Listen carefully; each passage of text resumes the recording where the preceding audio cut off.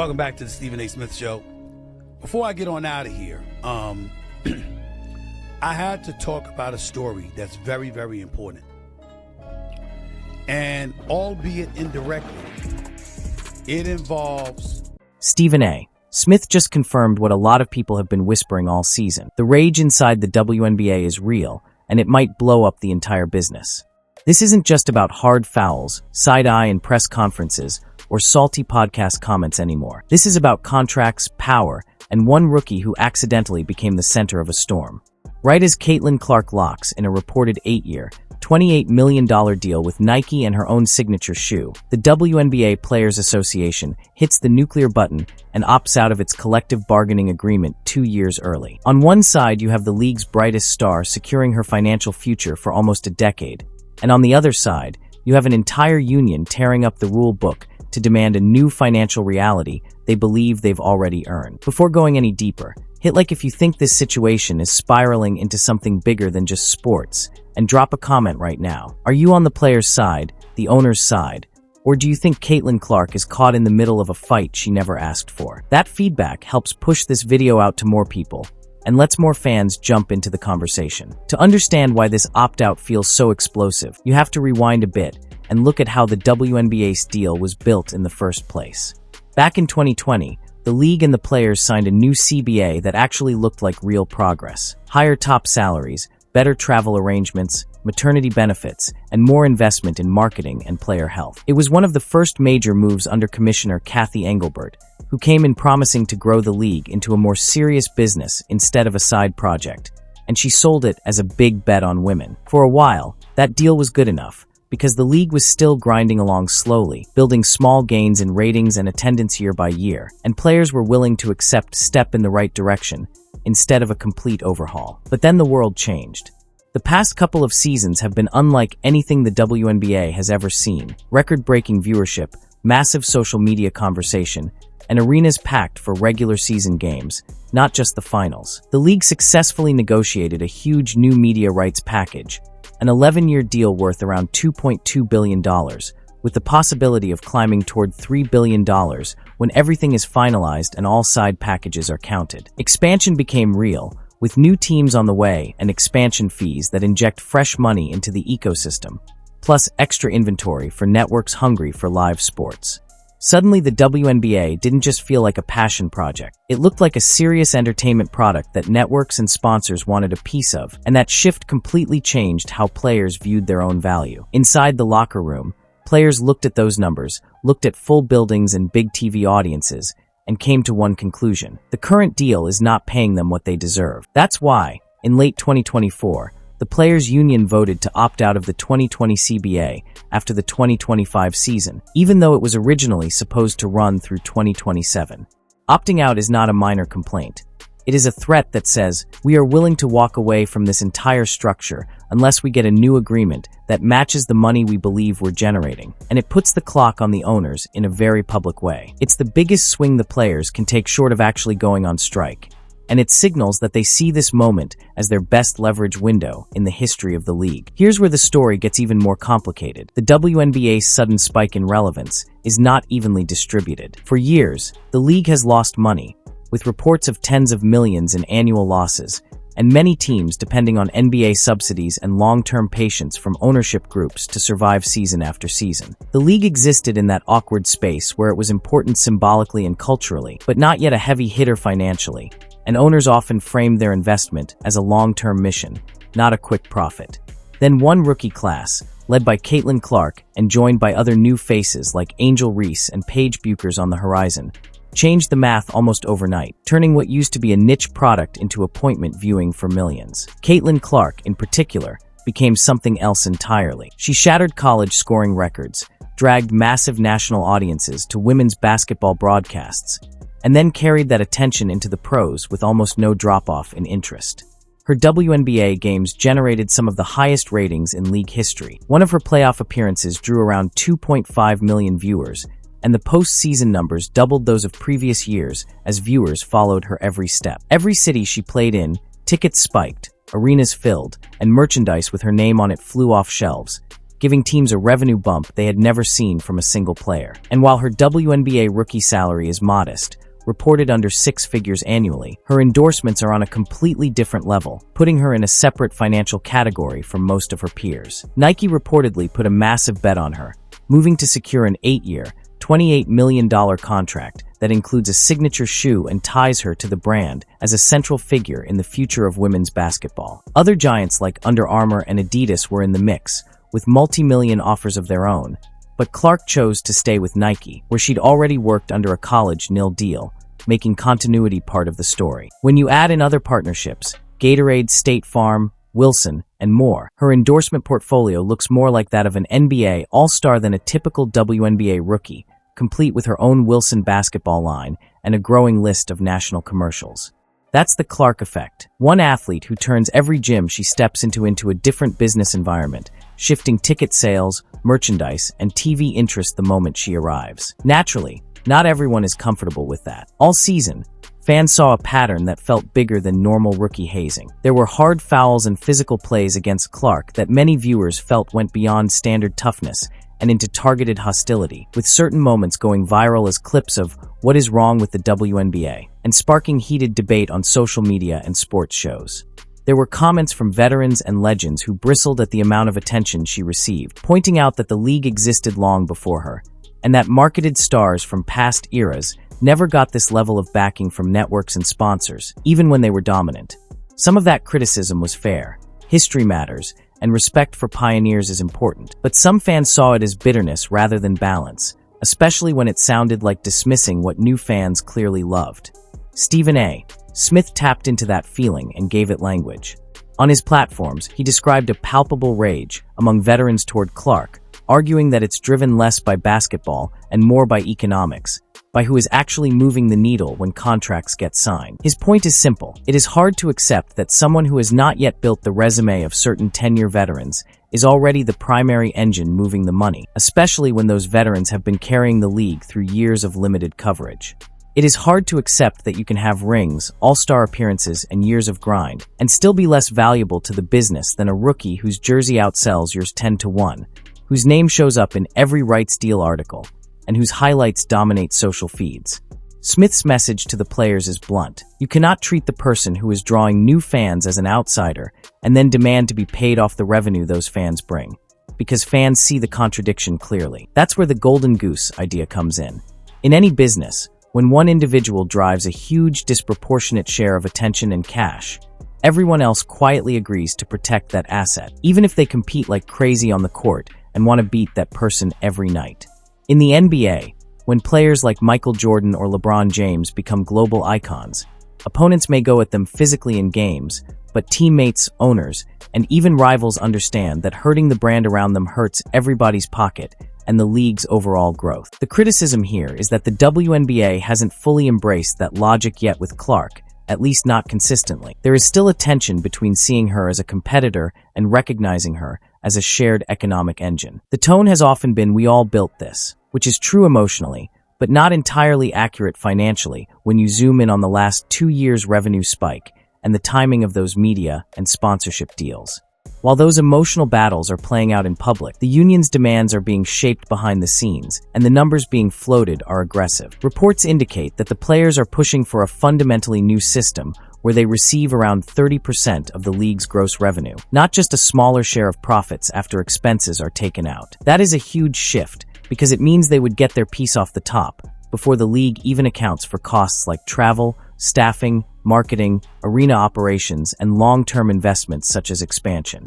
On top of that, there are calls for a much higher salary cap per team, something in the range of $10.5 million, which would allow stars to make significantly more money while also raising the floor for role players and shrinking the gap between elite names and the middle of the roster. The wish list doesn't stop there. The union wants stronger pensions and long-term benefits, better support for players who become parents, and more structural investment in their post-career lives, so that a decade in the WNBA leads to stability, not uncertainty. They also want to end the era of commercial travel headaches and move to guaranteed charter flights for all games, something that has been a flashpoint for years, with players calling out cramped schedules and delays that wouldn't fly in other major leagues and sometimes became national talking points. On paper, all of this sounds perfectly normal for elite professional athletes who are putting their bodies on the line, dealing with constant travel, and playing through injuries. The question isn't whether these goals are morally reasonable. The question is whether the league's business reality can sustain them right now and still leave enough money to grow the product, market stars, and weather any future downturn. That's where the owner's perspective starts to clash hard with the players' expectations. Owners and executives look at years of losses, the fact that the WNBA's revenue surge is still relatively new, and the reality that even with a big TV deal, there is heavy spending required to keep growing and truly capitalize on this moment.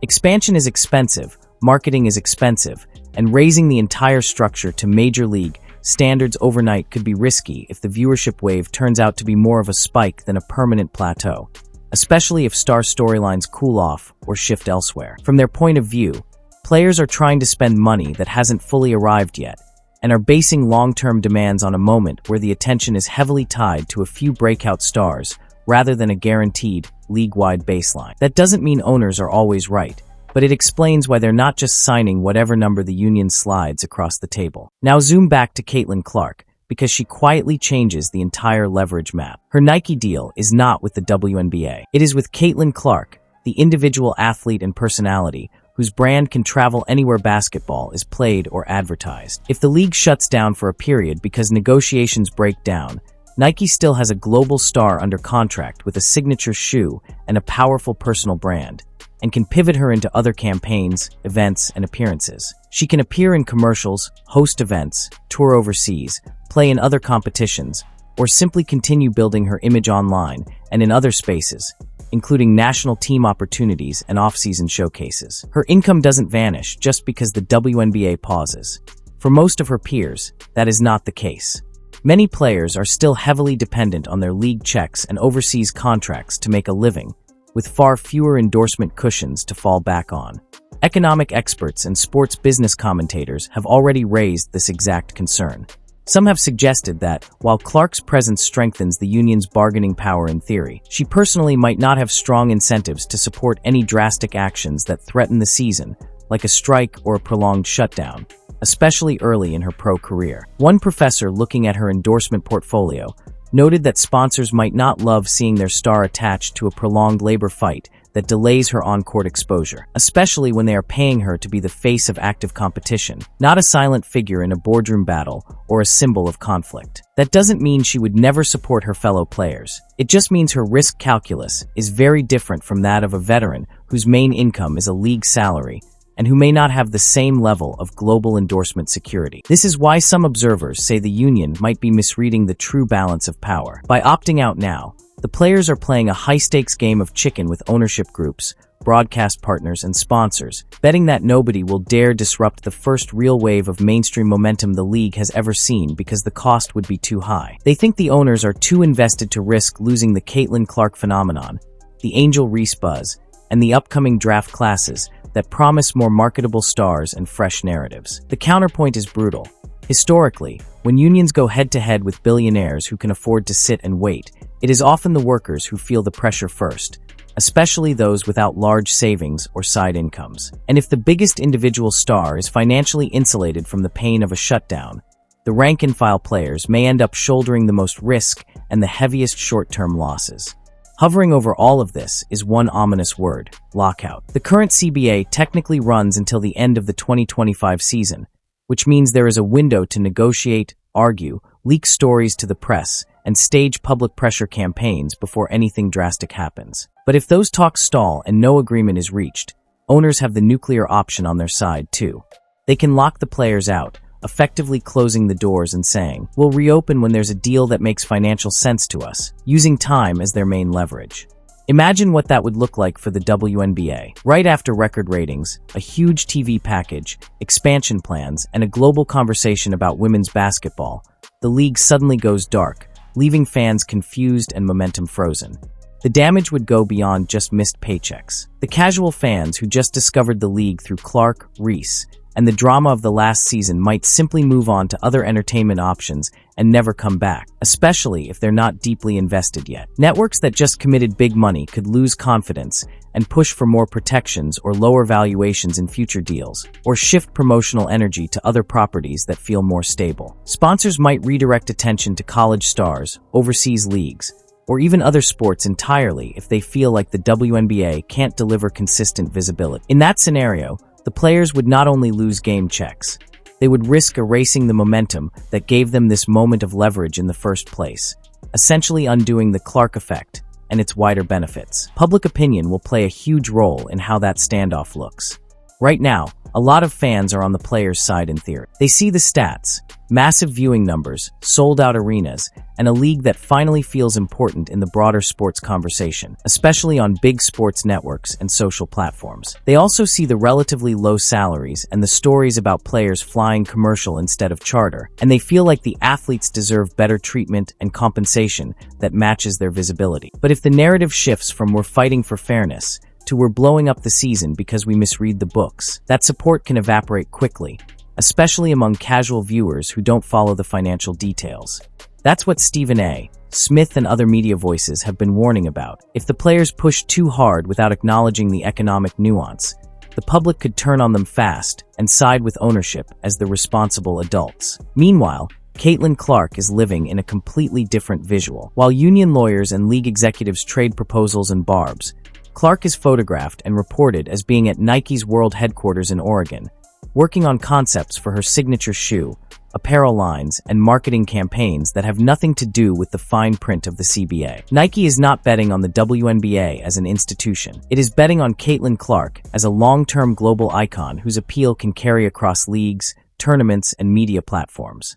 When you picture that scene, Clark in a design lab with Nike's top people brainstorming colorways and logos, while the union strategizes over revenue shares and charter flights, you can see the split that defines this entire saga, almost like two different sports existing side by side. On one side, the union is operating like a traditional guild. It needs the structure, the league, the schedule, and the official TV windows to exist. Without the WNBA, most players' careers, incomes, and visibility would take a massive hit, and their ability to build endorsement portfolios would drop sharply. On the other side, Clark is beginning to operate more like a global brand, someone whose value extends beyond any single league and who can carry her followers wherever she plays. She is already being penciled into Olympic cycles, sponsorship campaigns, and long-term marketing plans that assume her star will burn bright for a decade or more, regardless of WNBA turbulence. Even if the WNBA disappeared tomorrow, a nightmare no one wants, Caitlin Clark would still have a multi-million-dollar endorsement pipeline and a huge audience waiting to follow her next move. That gap in leverage is exactly why some people are calling this entire situation the golden goose paradox. The players' financial future as a collective is now heavily tied to a person many of them have, at times, seemed skeptical of, annoyed with, or openly critical toward in interviews and online conversations.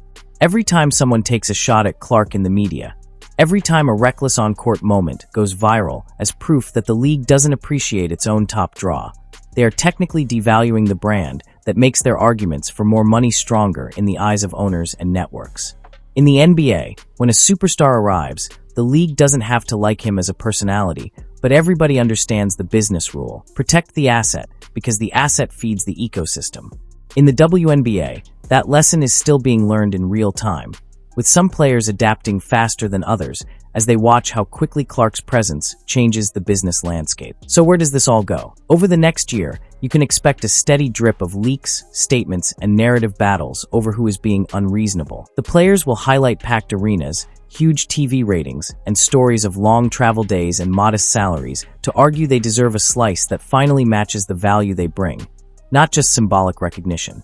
The owners will quietly circulate numbers about past losses, expansion costs, and long-term investments, warning that giving away too much too fast could jeopardize the league's growth and scare off potential future partners. Commentators will analyze every public comment from Clark, Reese, Engelbert, and union leaders, searching for clues on where each side is willing to bend and who is winning the messaging war. There is one wild card that nobody can fully predict: Caitlin Clark's voice. If she decides to speak strongly in favor of the union's demands, her influence could dramatically shift public opinion and put heavier pressure on owners.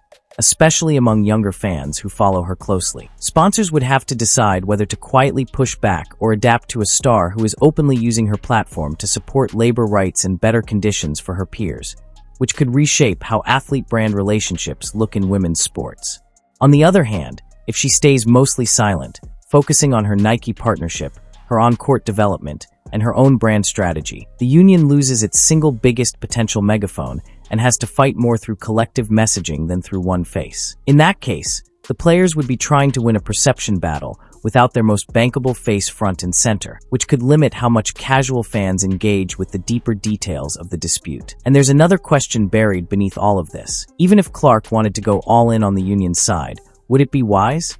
Her career is still young. She's still adjusting to the pro game, still building chemistry with teammates, still learning how to handle the pressure of being the focal point of an entire sport and a key figure in every broadcast.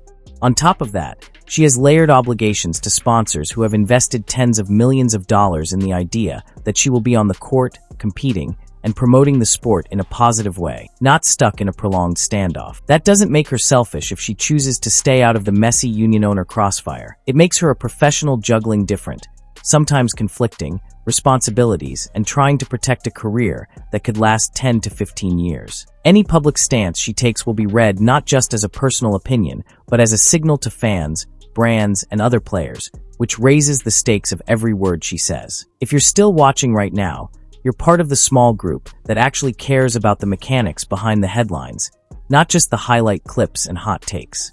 Take a second to hit that like button if you haven't already, because it really does help this kind of long-form breakdown reach more people who want context, not just chaos, and it tells the algorithm you want deeper coverage like this. And drop a comment. Do you think the players are making a smart business move by opting out now? Or are they overestimating their leverage and risking a disastrous lockout that could erase years of progress in one bad offseason? Here's the bottom line. The WNBA is playing a high-stakes game at the exact moment the world finally started paying attention in a serious way. The Players Union believes this is their best chance to secure a truly fair deal, better salaries, stronger benefits, real revenue sharing, and professional-level travel standards that match the demands of the schedule and spotlight. The owners believe they have to protect the long-term health of a league that only recently broke through into the mainstream and is still fragile underneath the surface, especially if one or two stars carry most of the commercial weight. And standing between them, whether she wants to or not, is Caitlin Clark, the rookie whose name, numbers, and Nike checks have become the most powerful bargaining chip in the entire sport, even as she's just beginning her pro journey. If the league and the players can figure out a way to share this new wave of wealth without letting jealousy, resentment, or short-term greed tear everything apart, the WNBA could come out of this as a true powerhouse that finally lives up to its potential. If they misplay it, if rage and ego win out over strategy, they could fumble one of the biggest opportunities in modern sports and make it harder for the next generation to trust the system. So subscribe if you want to stay locked in on every twist in this story, because the negotiations, the leaks, and the decisions that get made over the next year will tell us everything about whether this was the beginning of a dynasty era for women's basketball, or the moment the golden goose slipped through their fingers and flew away.